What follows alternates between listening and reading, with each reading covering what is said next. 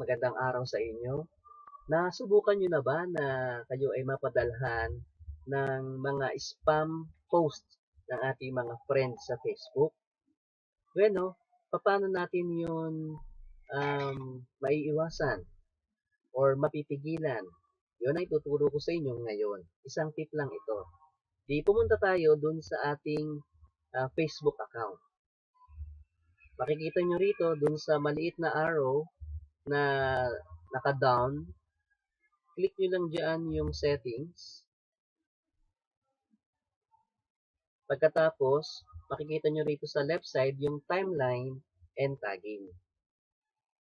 Pag nandito na kayo, just make sure dito sa pangalawang paragraph na nakasulat, review post friends tag you and before they appear on your timeline. Make sure na naka-on yan. Paano natin yan i-on? Simply click edit and then make this enabled. Nakita nyo dito? Yung drop down menu. Yan. Dapat naka-enabled yan. So, pagka na-enabled natin yan, pwede na natin i-close. At kapag tayo tinag ng ating mga friends para sa kanilang business opportunity photos, hindi kagad yun nilitaw dun sa ating timeline.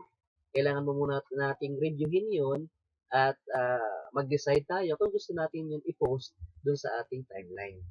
So, sa ganung paraan, may iwasan yung spam. Kung ikaw naman ang nag-i-spam, nang i-spam ka ng mga friends mo, tigilan mo na. Kasi ang pang-i-spam ay katulad ng isang tao na pumunta dun sa iyong gate, sa bahay nyo doon, tapos nagpupo dun sa harapan ng inyong sala. Ganun nyo dapat isipin ang pang-i-spam sa mga friends nyo. Nakakainis yun, hindi ba? So, kung spammer tayo, tigilan na natin. Hindi pa naman huli ang lahat, di ba? Okay, ako si David Baswell and you can visit my website www.meetdavebaswell.com. Thank you.